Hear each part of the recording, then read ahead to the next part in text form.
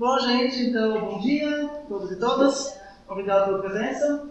Então, vamos dar início à defesa de mestrado do Leonardo Barros Costa Pinto. Ele é orientado por mim, Pablo Dudonov, e coorientado pela Luane, que está nos assistindo em videoconferência por WhatsApp. Então, o Leonardo tem em torno de 40 a 50 minutos para fazer a apresentação dele, e depois a gente parte para a regressão com a Baca, composta pela professora Roberta e professora Margarete. Muito obrigado pela presença. E acho que é isso. Então, Léo, fique à vontade. Vale. Bom dia, gente. E aí, como vocês estão vendo na tela, o meu tema é o abandono animal em Salvador e seus efeitos ecológicos. Essa apresentação não está dividida da mesma forma que o trabalho escrito, né, que está dividido em 3 capítulos. Ela vai seguir mais ou menos essa arrumação aqui nesses 7 tópicos, os aspectos gerais. Vou explicar por que da divisão em capítulos, os objetivos de cada um deles, os métodos, né, que foram utilizados, os resultados, os produtos gerados e as considerações finais. E começo falando que o abandono animal é um fenômeno mundial que ocorre, né, nas escalas desde global até local, e destaque para a posição do Brasil como o segundo mercado de produtos para animais de estimação do mundo, e em termos de quantidade de animais de estimação fica em terceiro lugar, atrás de China e Estados Unidos somente. Né? E cães e gatos são as espécies mais populares de animais de estimação, que eu vou falar mais à frente, quando no caso deles, em situação de rua, geram diversos impactos, que eu vou estar discorrendo ao longo do trabalho. Né? Então, o tema ele se correlaciona com ecologia urbana, com educação ambiental, saúde pública, sustentabilidade, biodiversidade, bem-estar animal, medicina veterinária e políticas públicas. Principalmente essa última, né, que está no centro da discussão, porque é quem tem mais o poder de agir sobre essas questões. Então, no trabalho escrito eu dividi em 3 capítulos. Né? O primeiro gerou um artigo submetido ao dossiê Animais e Organizações da revista Farol, né, que o título dele é o abandono animal no contexto global e suas implicações para o bem-estar animal, saúde pública e biodiversidade. No capítulo 2 foi uma pesquisa de opinião de forma complementar ao que já tinha de dados oficiais, por causa dada a escassez de informações oficiais a nível, né, de Salvador.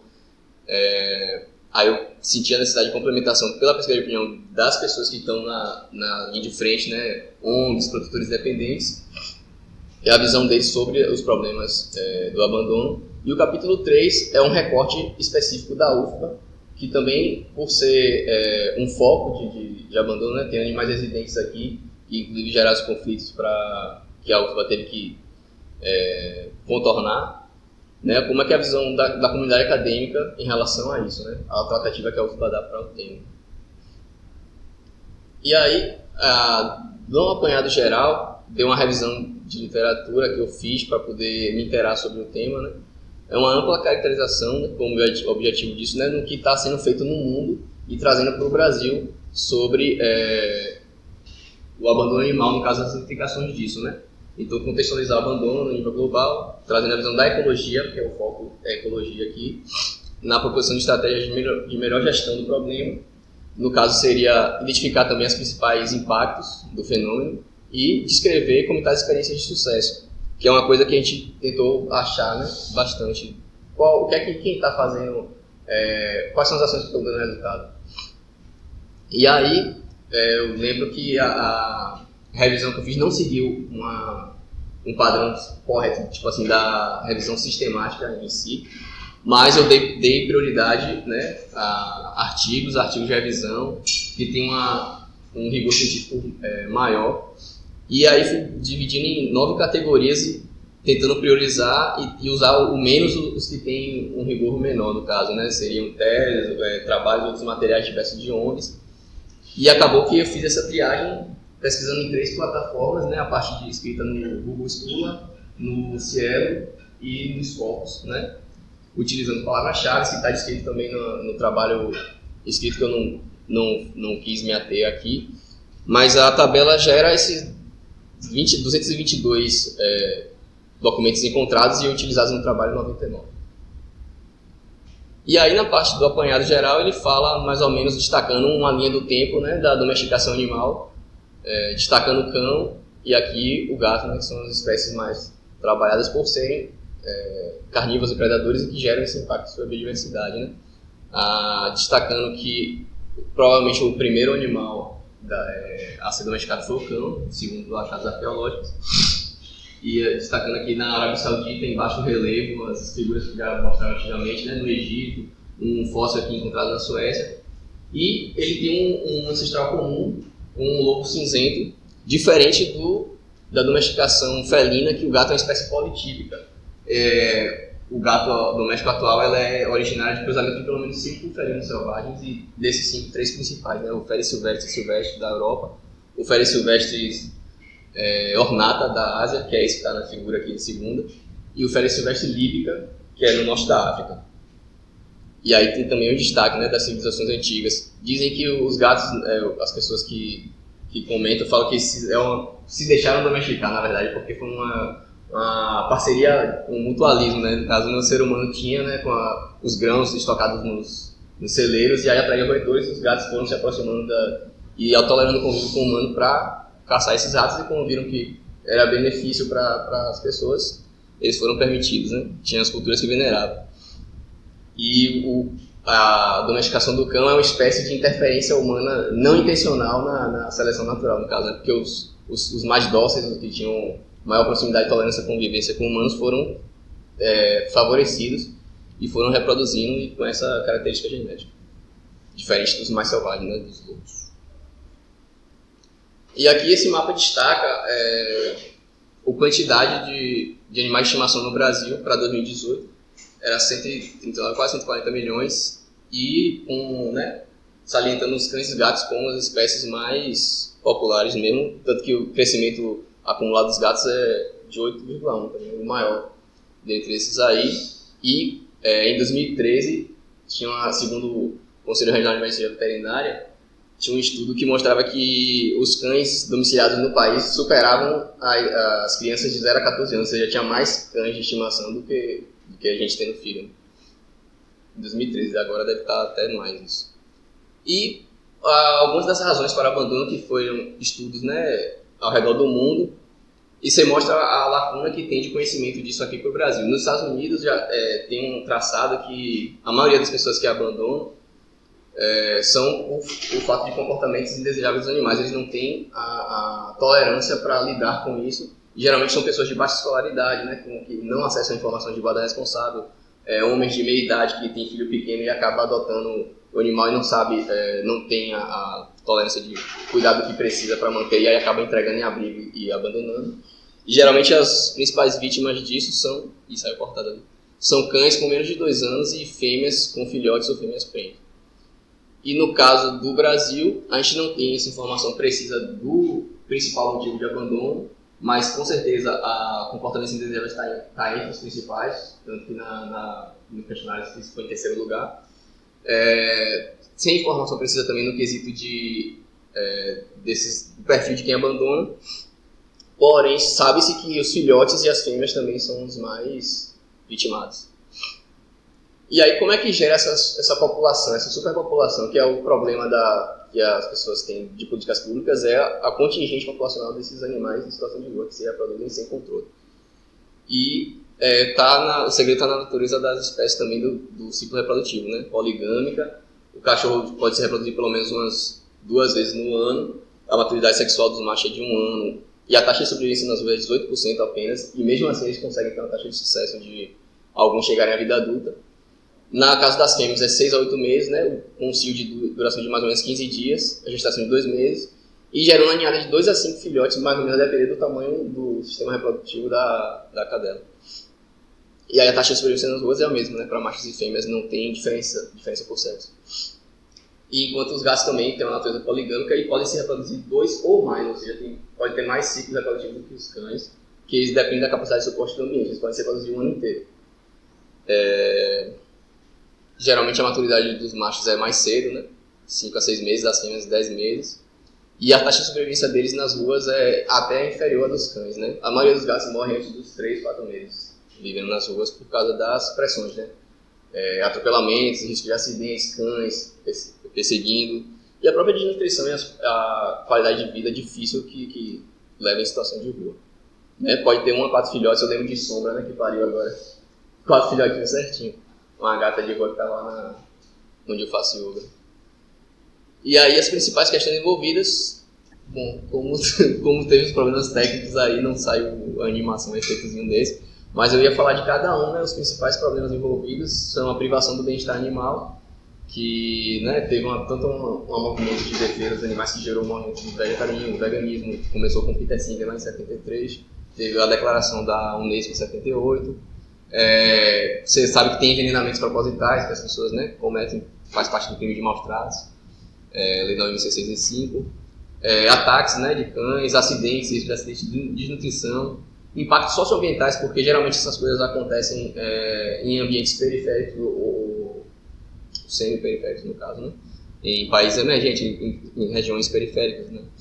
Zoonoses, que eu acho que quando se fala de abandono animal e políticas públicas, eu acho que é o foco onde a pessoa vai mais, né? E no caso a gente está trazendo foco aqui para impacto sobre a biodiversidade. Deixa eu ver se eu boto de volta e não acontece mais isso.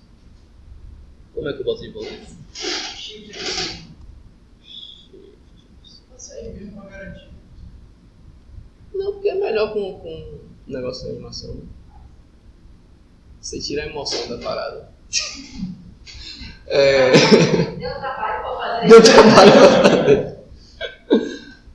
Então, os impactos diretos, que seriam a predação e a caça, e os indiretos, que eu vou falar com mais detalhe quando eu falar do mapinha ali, afetam o comportamento das espécies predadas, no caso das presas deles, que são geralmente aves e pequenos roedores. A migração, no caso de aves migratórias, a alimentação, tem um estudo que colocou um espantalho de um gato lá e percebeu que as aves iam menos no ambiente de se alimentar, ou seja, comiam menos porque tem uma ameaça ali, mesmo sendo espantalhado, não tem como saber isso, né? Nidificação, elas nidificam menos por resposta de estresse e acabam gerando a baixa taxa de fecundidade. Tudo isso vai fazer uma espécie declinar e aí aumenta o risco de extinção. Bom, isso que ele está falando desse mapa que ficou legal, mas na TV não ficou tão legal assim. Nos Estados Unidos tem esse estudo que comprovou que gatos de vida livre, não só os que estão em situação de rua, mas os que as pessoas criam solto, deixam, né, acesso a áreas e espaços verdes, eles matam cerca de 1 bilhão de aves por ano, todos os anos, que é a segunda maior causa de declínio e extinção para esse grupo de vertebrados, atrás apenas da perda de habitat, né, que é a perda das florestas. Na Índia tem esse outro estudo que detectou que cães de vida livre matam cerca de 80 espécies nativas locais, sendo que 31 delas já estão em risco de extinção. Fazem parte da lista vermelha da IUCN. Chegue mais.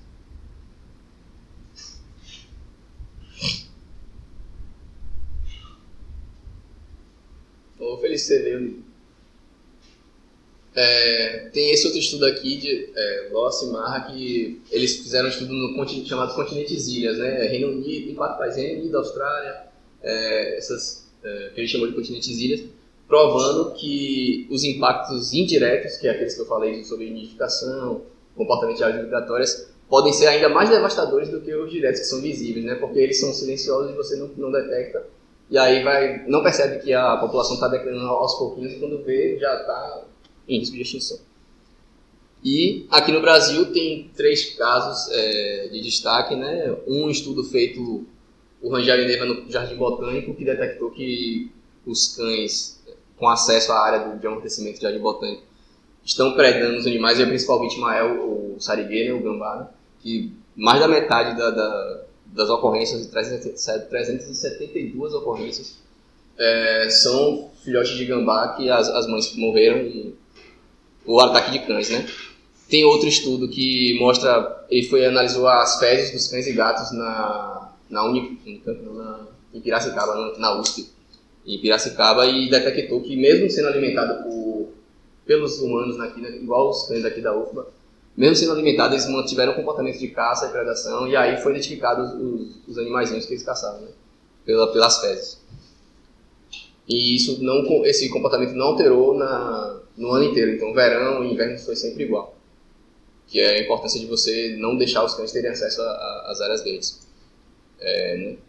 para essa pressão. E o outro estudo de Pascoal já fala que os cães são os animais mais detectados na Mata Atlântica brasileira, né? Tem estudo em Minas Gerais e São Paulo, e sempre com acesso, né? As pessoas deixando seus cães terem acesso às áreas verdes intensifica essa pressão sobre os animais silvestres. E aí vem a visão da ecologia, que é importante, no caso, né, eu vou ler essa parte aqui que eles consideram a ecologia urbana, né? Ecossistemas espacialmente heterogêneos ligados a áreas rurais, selvagens, permeadas por atividades humanas que afetam os processos ecológicos operantes em seu interior, influenciando os contextos regionais e econômicos culturais, né, influenciados no caso. Você percebe que as cidades podem ter níveis surpreendentemente altos de biodiversidade para alguns grupos de animais, e elas podem ser muito mais similares entre si do que o que rodeia. Por exemplo, você pegar São Paulo e Nova York. São Paulo é Mata Atlântica em volta.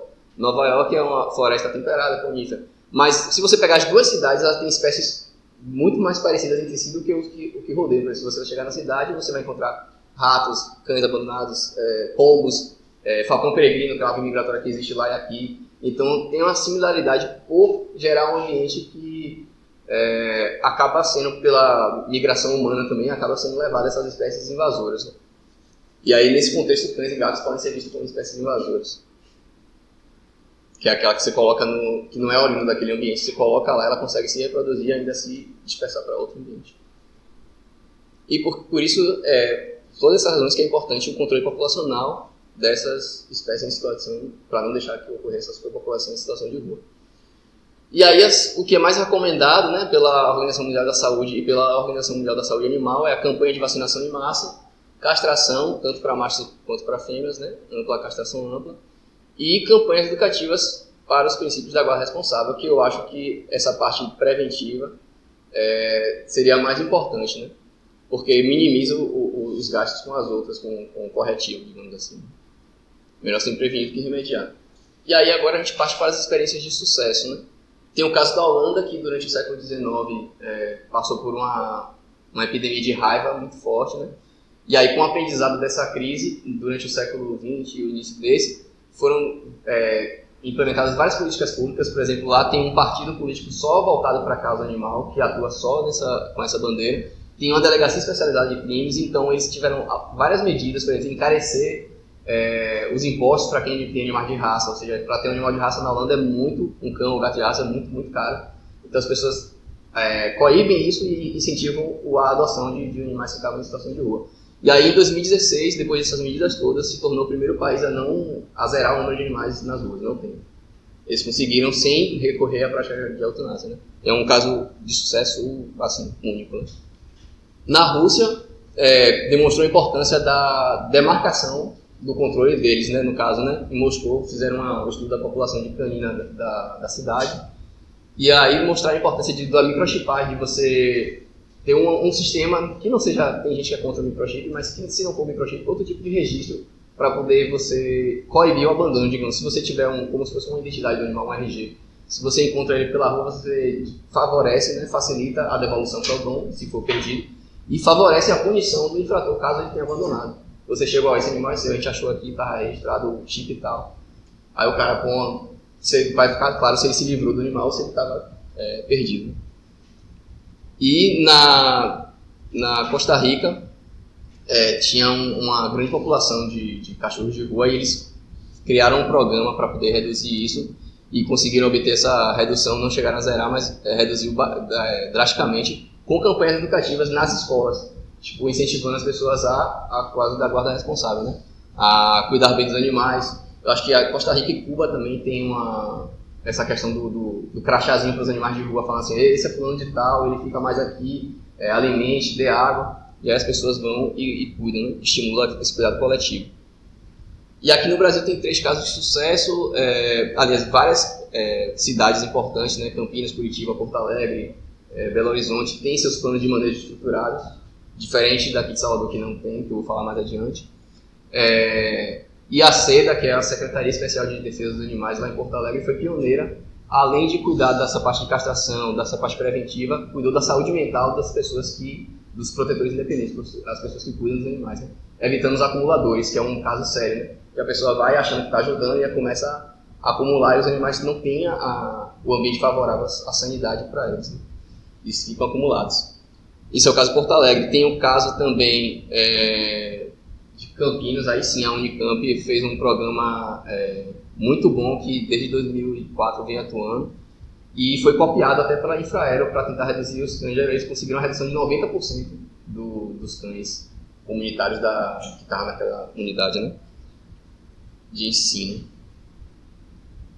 E aqui agora já parte para os objetivos do capítulo 2 e 3, que foram as pesquisas, os questionários que eu enviei, né, de pesquisa de opinião, tanto na escala Salvador, para as ONGs, produtores independentes, quem atua em pet shop, médicos veterinários, quanto para a escala UFBA, com a comunidade acadêmica, que não é especialista no tema em si, mas convive com os cães residentes na UFBA, cães e gatos. E aí os objetivos específicos seriam esses: contextualizar o abandono de animais na escala municipal, trazendo um levantamento das principais políticas públicas implementadas até o momento, ver como é que está a situação, identificar os principais entraves, né, para o combate do abandono de animais em Salvador, na visão das ONGs. Ou seja, reforço que é uma pesquisa de opinião, então pode ser que o que eles falam não corresponda com a realidade, mas isso pode ser um esforço para um trabalho futuro de doutorado, talvez. Mas para esse tópico, assim, é uma opinião qualificada, porque eles estão na linha de frente. E descrever a percepção da comunidade acadêmica, né, com a postura da universidade frente aos problemas relacionados. Né. Como a gente aqui da UFBA enxerga como a UFBA está tratando esse tema. E aí a metodologia foi questionário baseado no bola de neve virtual, que você seleciona... agora a animação deu certo. Seleciona o público-alvo, ou seja, no caso é um recorte específico, ONGs. Vamos ver quem está na linha de frente. Você coloca lá, faz o contato, informa sobre o que é a pesquisa, pergunta se quer participar, e aí se a pessoa der o aceite, você coloca o questionário para ela, e no final do questionário tem um link para ela própria viralizar para quem ela acha que vai se interessar por aquele tema. E aí a gente conta com isso que amplie o alcance do questionário. E aí depois você estipula uma métrica, ou no nosso caso foi o tempo que eu tinha, né, que só tinha um afastamento de 7 meses de trabalho para concluir, e aí eu tinha que calcular tudo bonitinho, eu deixei só 2 meses o questionário aberto, mas pode ser o número de pessoas. Quando alcançar X pessoas eu fecho, entendeu? Eu fechei por causa do tempo. E aí a métrica você encerra a coleta e faz o tratamento dos dados e depois a divulgação dos resultados finais, que é o que eu estou fazendo aqui agora. Esse foi o folder que eu mandei para o pessoal, né, facilitar a galera das ONGs lá com um link para ele clicar, e aqui para a comunidade UFBA. E aí o questionário tinha essa cara, um questionário simples de Google Forms, todos dois divididos em 3 blocos, né? Um ficou aberto de 15 de janeiro a 15 de março, o das ONGs, e o voltado para a comunidade UFBA ficou aberto de 8 de fevereiro a 8 de maio. E aí o objetivo de cada bloco, e cada bloco tinha uma série de perguntas dentro para poder alcançar esses objetivos daí. E para análise dos dados, como gerou dados quali-quantitativos, né, tanto de estatístico quantitativo quanto de análise textual, né, que eu deixei as respostas super abertas para poder ser o mais fiel possível ao relato deles. Isso gerou uma dificuldade para mim na hora de mapeamento, na hora de ter que criar categorias e dividir para poder gerar o gráfico, e eu vou explicar também mais adiante. E aí eu deixei como 2 exemplos, né, os índices e sistema de pontuação que eu tive que atribuir. Digamos, uma fórmula, as pessoas colocavam em sua opinião quais são as principais razões, aí eu deixava várias elencadas e uma opção outras, e a pessoa ia clicando. E aí eu ia atribuindo notas, digamos assim, por grau de relevância. A categoria tal, peguei essa que foi a mais voltada como exemplo, né? Desinformação contra a prática da guarda responsável, foi a categoria campeã. E aí o que aconteceu? Ela teve 8 indicações com grau 1, né, de importância, grau 2, grau 3, eu fui multiplicando os graus até chegar à pontuação máxima e dividir como se todas as pessoas tivessem respondido o grau máximo, né? Que é 256 daria, né? E aí deu esse índice, que vai ter um gráfico lá adiante, vocês vão entender. E esse exemplo 2 também, na pergunta 1.11, que seria, na sua visão, quais são os principais impactos, né, relacionados ao acesso populacional de cães e gatos em situação de rua, são 16 categorias e 7 graus de criticidade, desde do 1, que não sei dizer, aí foi pouco relevante, muito relevante, preocupante, até o grau crítico, que é o 7. E aí eu fui multiplicando também e criei um índice. Então esses ajustes foram sendo feitos porque eu deixei as respostas muito abertas, mas eu quis fazer isso de propósito para poder ser o mais fiel que eles tinham para relatar, porque depois tem uma análise qualitativa, que é dos relatos em si, que eu botei mais no trabalho escrito, eu não botei aqui porque ia ficar muito maçante, muito texto. Eu prefiro trabalhar em gráficos, né? E aqui são as escalas de estudo, tanto os 163 bairros de Salvador e o recorte mais específico com os 10 terrenos da UFBA baseados no censo de animais que a SOMAR já fazia e no que os respondentes disseram. Aí deu esses 10 terrenos agrupados nos campos.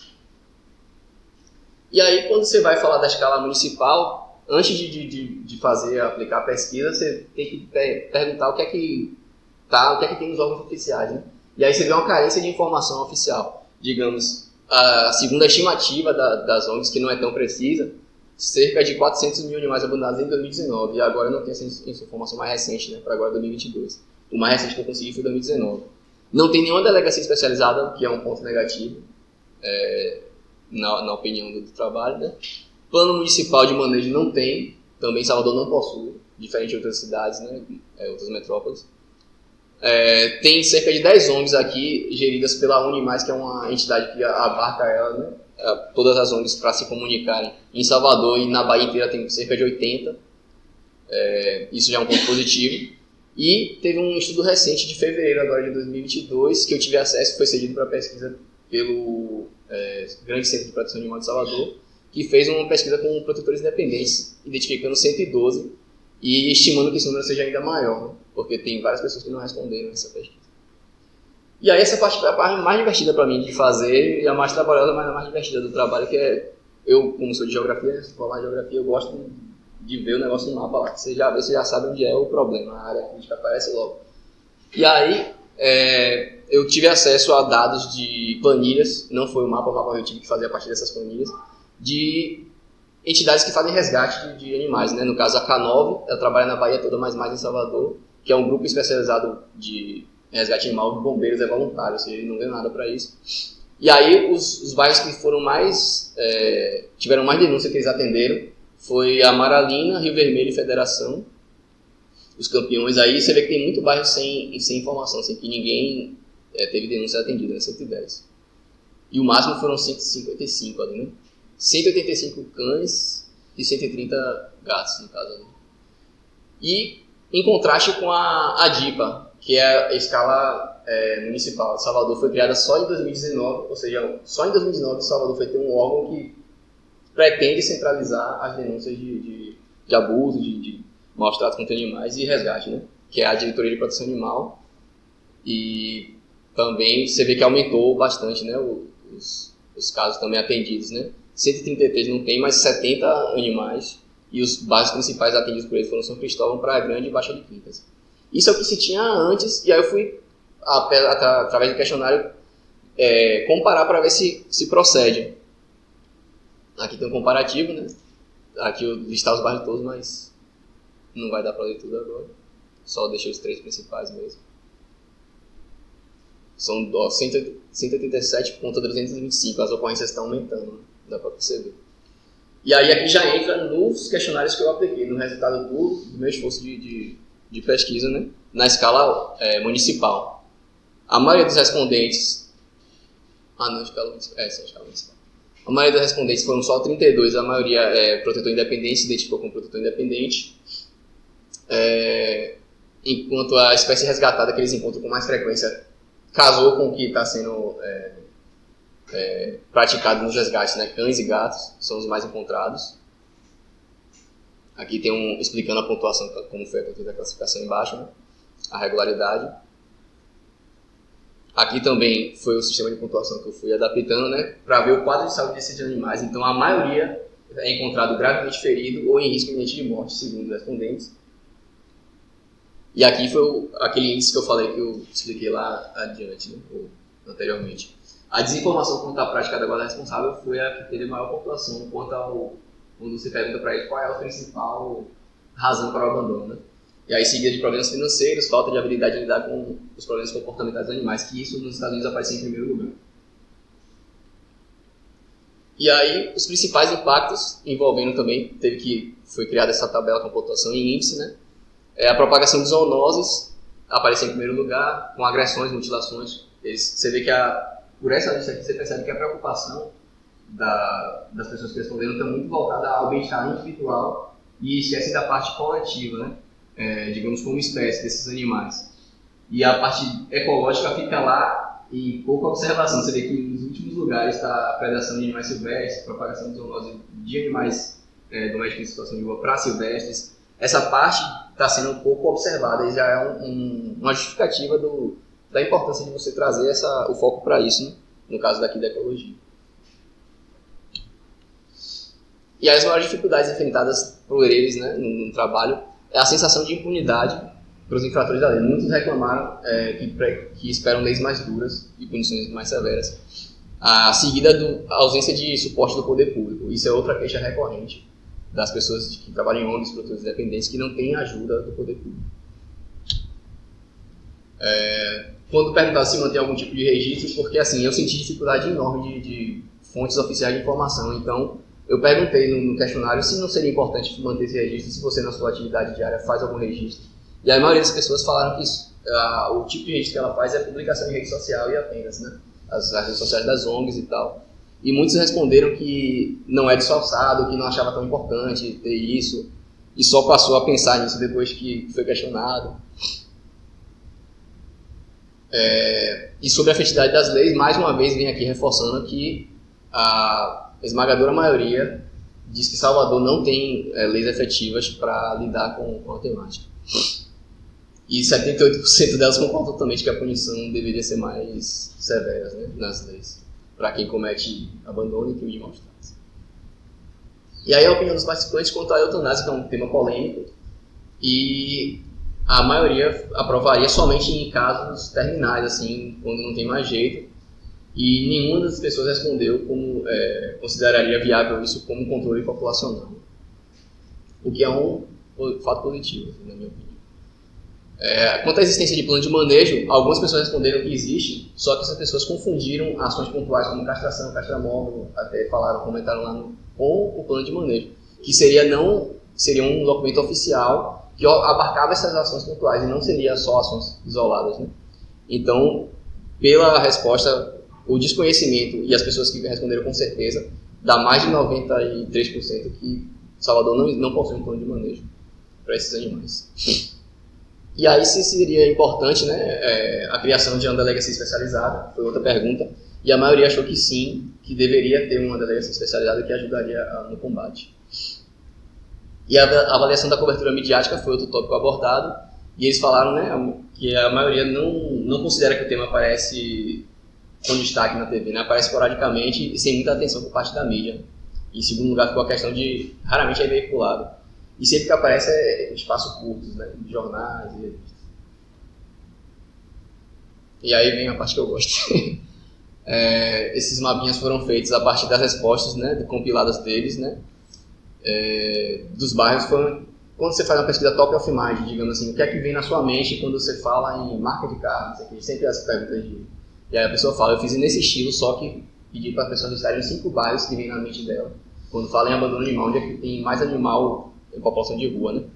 E aí deu 3 áreas de Salvador bem em destaque, né? A área de subúrbio ferroviário, Cajazeiras e a área de Piatã, que estão os mais escuros. E os bairros campeões foram Paripe, Plataforma e Centro Histórico, no caso da concentração de animais de rua. No caso de crime de abandono, Paripe mais uma vez em primeiro, Plataforma em segundo e Pousos, teve uma mudança aí. E na parte de maus tratos, que é onde correria mais maus tratos, Piatã ganhou. E eu suponho que seja por causa a colônia de gatos que tem ali, que gera muito, sei lá, conflito, as pessoas queimam e envenenam de propósito. Tem gente que não concorda com aquela colônia, então ficou em primeiro lugar Piatã, Paripe em segundo e Alta da Terezinha em terceiro. Então perceba que Paripe está sempre figurando ali entre os primeiros colocados e a região do subúrbio ferroviário em si está sempre em destaque. E a gente fez até um gráfico na parte que eu não botei aqui do trabalho, mostrando que essa correlação não é fruto do acaso, né? Que ela é bem forte. Né? E os bairros mais indicados para a construção de abrigos, que foi uma pergunta que a gente fez, já que defende a construção de um abrigo municipal, qual seria o local mais indicado? E a maioria das pessoas colocou a região de Cajazeiras, não sei porquê, talvez por ter terrenos grandes, baratos, não sei. Mas ficou em primeiro lugar, o subúrbio ferroviário em segundo e Piatã em terceiro. Mas, de novo, essas 3 áreas em destaque. Né? E agora eu vou partir para o resultado da escala UFBA, né? O recorte menor. Foi feita a questionário com a comunidade acadêmica. A participação foi muito maior, mas também é mais ampla, né? Não é menos restrita do que ONGs, que você espera a viralização e não aconteceu tanto como eu gostaria. 32 respondentes, aqui foram 201. Eu saí mandando e-mail para todo mundo que tinha e-mail distintamente para ver se melhorava a participação, e aí eu acho que isso deu resultado. A maioria foi aluno de graduação, mas também teve servidores, alunos de pós, né? Estava nas duas, tem terceirizados também responderam. Então foi um apanhado geral. Acho que isso favorece, né? Eu ouvi a opinião de todo mundo. Aqui são as áreas, né? O recorte, né? Mostrando os bairros e os 10 terrenos UFBA que foram citados. E o que tinha de preliminar era um trabalho que desde 2015 vem sendo feito pela Coordenação de Meio Ambiente aqui na SUMAI, que fazia o censo dos animais de rua. Eu tive acesso aos 3 últimos, porque na pandemia foi interrompida, até agora não retomaram isso, né? Então o último é de 2019, que mostra, né, principalmente, queria destacar aqui, Belas Artes, Faculdade de Medicina Terreiro e Museu de Arte Sacra. Você vê a grande quantidade de gatos que foi, né? Os cachorros eles conseguiram controlar, conseguiram fazer ações de castrar, todos os cachorros da UFBA são castrados. Agora os gatos é uma dificuldade para capturar, porque os servidores não trabalham só até a noite também, então, são animais esquivos, e aí a quantitativa aumentou bastante. Nesses 3 anos, você pode perceber, a de cachorro oscilou. Cresceu, diminuiu, aumentou de novo. Isso é o que se tinha antes. E aí, aplicando os questionários, a resposta das pessoas se desconfigurou também. Mas dá para entender. Aqui é só a área de circulação, onde as pessoas mais circulam. Os campos mais movimentados foram de Ondina Federação e São Lázaro. E depois seguido Canela e os outros, né? Pelourinho, que é o Museu de Arte Sacra. Tem vários motivos. O pessoal da SUMAI, no relatório deles, falou que um dos motivos é também que os servidores não trabalham até a noite lá, não funciona. Então, para capturar o gato, que é um animal que tem hábito noturno, é mais difícil. Os animais são esquivos, os gatos ficam escondidos. Então, o cachorro você vê logo, são mais dóceis, você chama, consegue capturar para castrar, os gatos não. E aí são vários motivos. Ou o ciclo reprodutivo também reproduzem mais. E aqui é isso, os campos mais visitados são esses, né? Gerou esse mapa de pontos que as pessoas foram falando, onde mais circulam, e a gente foi botando as coordenadas aproximadas, né? Para ver onde é que a gente tem mais intensidade de movimento aqui na UFBA. Aí você vê que é o campo de Ondina e São Lázaro, né? Canela tem muito ali também, mas já é menos. E aí a Faculdade de Medicina Terreiro, poucas pessoas que responderam circularam por lá, e a Economia também, no centro. E aí essas pessoas que responderam foram falando, né, da intensidade, se a frequência deles era diária, se eles estavam aqui todo dia. E antes da pandemia responderam que sim, teve uma quebra com a pandemia, mas percebe-se que a comunidade acadêmica é bem atuante, está aqui diariamente, todo dia está tendo aula, está aqui. E aí eles observaram que cães e gatos são as espécies, até aqui zero novidade, né, são as espécies mais vistas, mais encontradas nos campos, né. Tem cavalos, né. Tem uma comunidade em São Lázaro, então muitos cavalos adentram lá, né? E quem estudou lá, no caso eu trabalho lá, vejo muitos cavalos, pessoas andando lá, então alguns que responderam identificaram isso, e outros animais são menos observados.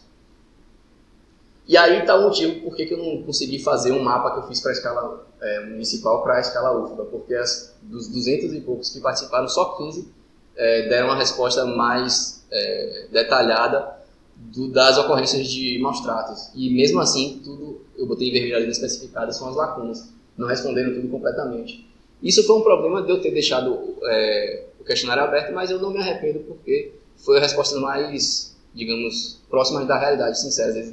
Por preguiça não botaram, e aí não foi possível gerar um mapa, mas você percebe que tem ocorrências que se repetem, tem umas que só aconteceram uma vez, e tem umas ocorrências que se repetem. Teve um relato de não vou falar o nome do professor, mas um cara que falou que o professor vem passear com o cachorro dele aqui, e aí os cachorros vêm, atacam, e ele pega, joga pedra, né? Teve vários conflitos com esse professor, inclusive eu já briguei com ele também lá em São Lázaro. Mas é verdade. Existem casos de conflito que a UFBA, inclusive, responde juridicamente, né? Por isso que é de interesse da faculdade não corrigir esses conflitos entre pessoas e animais, né, aqui, dentro do campo. E quando você fala voltada para ecologia, né?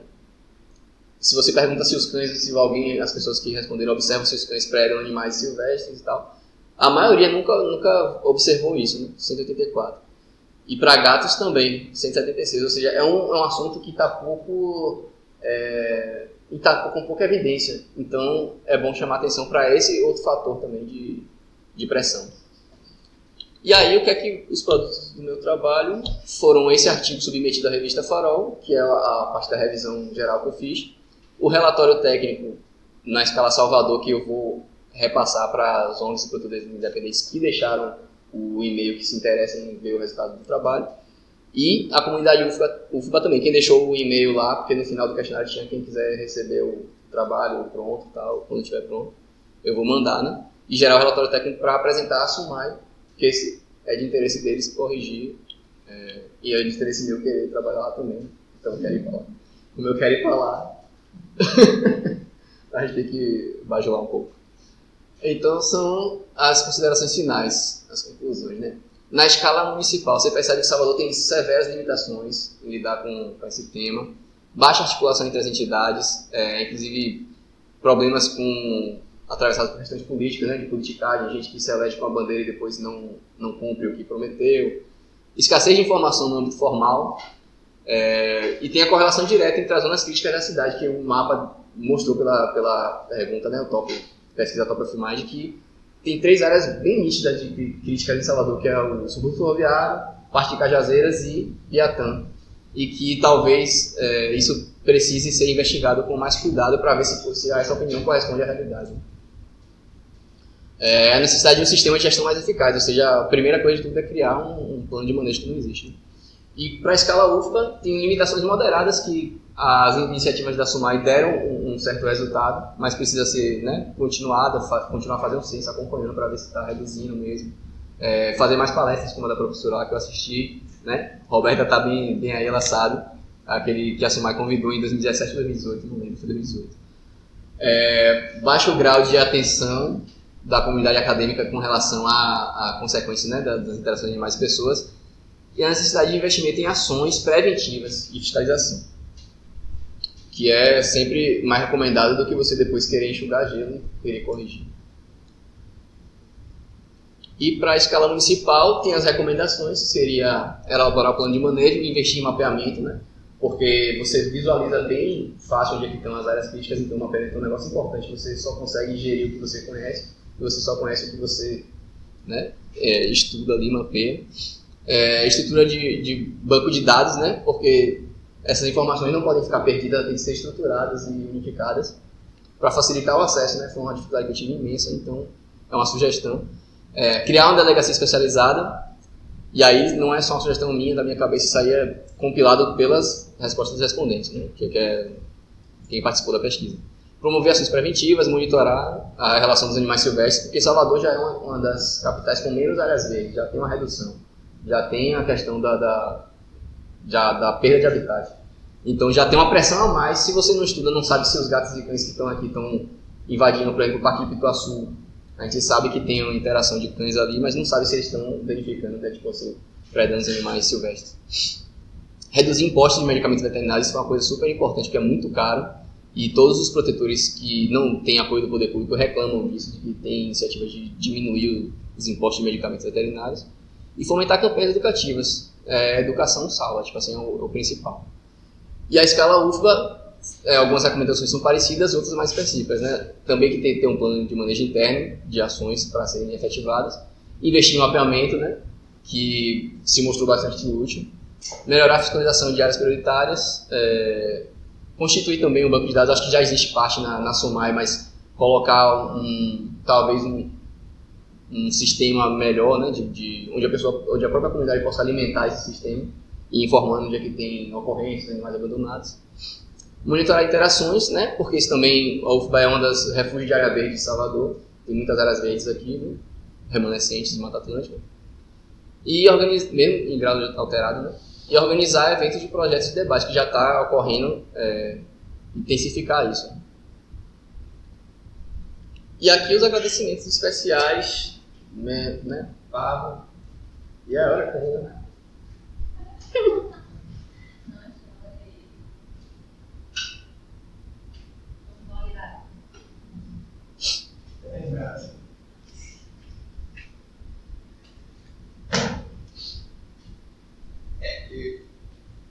É emocionante mesmo.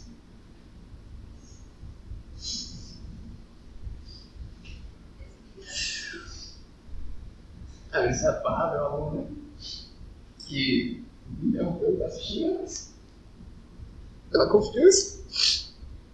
Margot, Alberto, que ajudou muito também. A professora Ana Cláudia e Joana Prats de PS, que brigaram por esse afastamento, né? Que a coordenadora atual não queria que eu me afastasse. Eu já estava surtando, assim, se não fosse um afastamento, acho que eu não conseguiria terminar o trabalho. Então agradecer a elas que favoreceram isso, lutaram pelo meu afastamento. A todos os professores, colegas, colaboradores também, e os familiares, amigos aqui. As entidades que me atenderam bem, que foram solícitas e, apesar de não ter tantas informações, se colocaram à disposição. E principalmente a quem respondeu, né? Porque se não fosse isso, eu não tinha nem trabalho. Quem respondeu aqui gerou esses dados. E é isso.